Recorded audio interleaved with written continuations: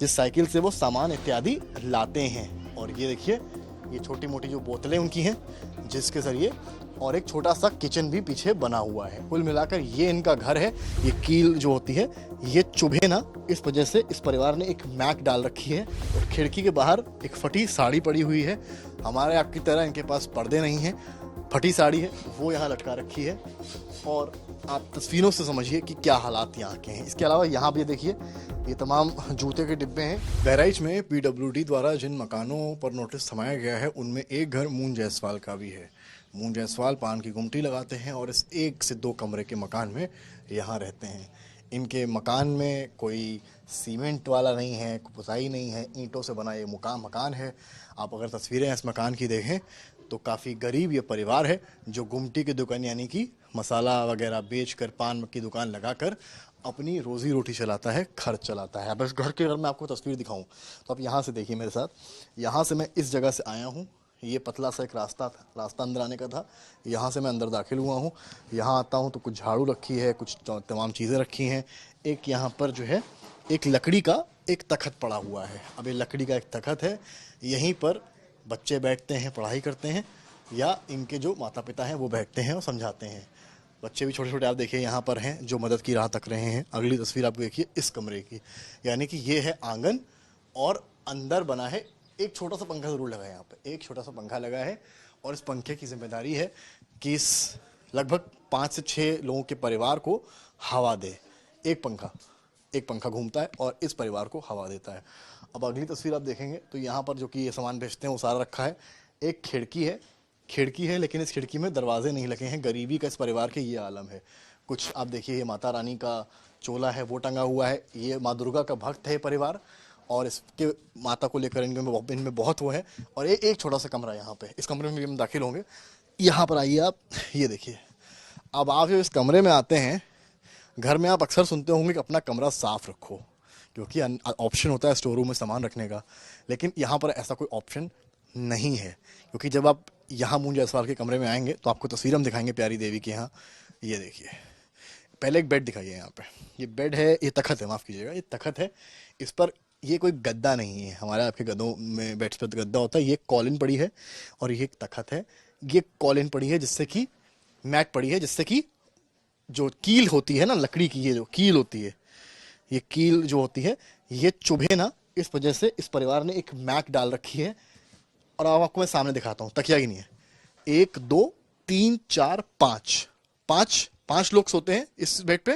हाँ, 5 लोग। लड़का भी बता रहा है कि 5 लोग, इन 2 तख्तों को ज्वाइन किया गया है और इन 2 तख्तों पर 5 लोग सोते हैं। एक इधर, 5 लोग एक कमरे में सो रहे हैं, जहाँ एक छोटा सा पंखा लगा हुआ है। ऊपर देखिए, एक छोटा सा पंखा लगा है और एक तखत पड़ा है। और सुनिए, एक और यहाँ खिड़की है। एक खिड़की के बाहर एक फटी साड़ी पड़ी हुई है। हमारे आपकी तरह इनके पास पर्दे नहीं हैं, फटी साड़ी है वो यहाँ लटका रखी है। और आप तस्वीरों से समझिए कि क्या हालात यहाँ के हैं। इसके अलावा यहाँ भी देखिए, ये तमाम जूते के डिब्बे हैं। दुकान का सामान भी यहीं रखा है। खाने की सामग्री जो है वो भी यहीं रखी है, और जो अन्य चीज़ें हैं वो भी यहीं रखी हैं। ये भी गौर करने वाली बात है, बच्चे पढ़ाई करना चाहते हैं, बच्चे पढ़ते हैं, स्कूल जाते हैं आप लोग। ये देखिए, ये सामाजिक विज्ञान जैसी तमाम यहाँ पर बच्चों की किताबें भी हैं। तो ये किताबें भी आप देख रहे हैं, यानी कि बच्चे स्कूल जाते हैं, पढ़ाई करते हैं, उनके पेन रखे हैं, उनके नोटबुक्स रखे हैं। ये देखिए आज कितनी अच्छी राइटिंग है, हिंदी की राइटिंग देखिए इस बच्चे की, कितनी अच्छी हैंड राइटिंग है इस बच्चे की। ये देखिए आप, इतना साफ सुथरा। कहते हैं हैंड राइटिंग देख के ही बच्चा पढ़ने में अच्छा है या नहीं है पता चलता है। तो फिलहाल पढ़ाई की एक अलग छोटी सी डेस्क बना रखी है परिवार ने। गरीबी में होने के बाद भी उनकी कोशिश है कि इनके बच्चे जो हैं वो पढ़ाई कर पाएं।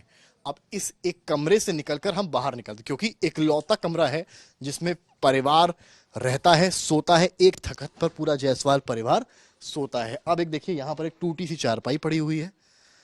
अब ये चारपाई टूटी होगी, पहले ये बनी होगी, लोग इसमें बैठते होंगे, सोते भी होंगे, लेकिन आज ये चारपाई पे फोकस करिए। आज ये चारपाई टूटी पड़ी है। ये देखिए, ये चारपाई का जो ये हत्था है ये इधर से टूट गया है, ये इधर से टूट गया है, और ये इस तरह से हो गई है। तो माना जा सकता है कि मून जायसवाल के परिवार के पास इतने पैसे नहीं रहे थे कि वो इस चारपाई को दोबारा बनवा पाते और यहाँ पर इसको लगा पाते। अब आपको हम अगली तस्वीर दिखाएंगे इस आंगन की। ये एक छोटा सा आंगन है, क्योंकि मून जायसवाल दुकान चलाते हैं गुमटी की, तो उनको सामान लाने भी जाना पड़ता है। उसके लिए एक साइकिल है, यहाँ पर एक साइकिल है उनके पास, जिस साइकिल से वो सामान इत्यादि लाते हैं। और ये देखिए, ये छोटी मोटी जो बोतलें उनकी हैं, जिसके ज़रिए, और एक छोटा सा किचन भी पीछे बना हुआ है। कुल मिलाकर ये इनका घर है। सामने हैंड पाइप है, जहाँ तक यहीं पर सब नहाते हैं, यहीं पर सब नहाते हैं, यहीं पर सब नहाते हैं, यहीं पर बर्तन धुले जाते हैं, यहीं पर सारी चीज़ें होती हैं। कोई बाथरूम नहीं है आपके यहाँ?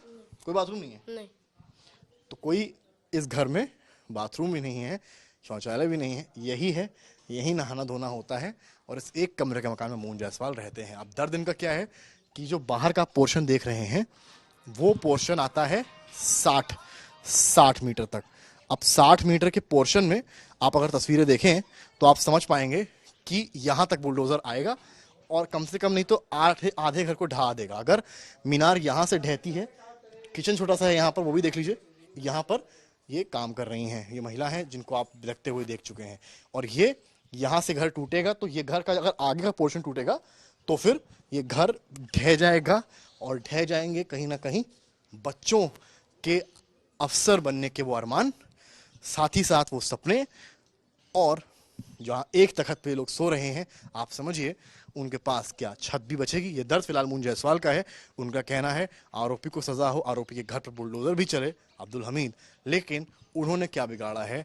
अगर कार्रवाई होनी थी तो पहले क्यों नहीं हुई, अब क्यों हो रही है? इस तरह के सवाल मून जायसवाल का परिवार कर रहा है और कहीं ना कहीं सरकार से हाथ जोड़कर मदद मांग रहा है।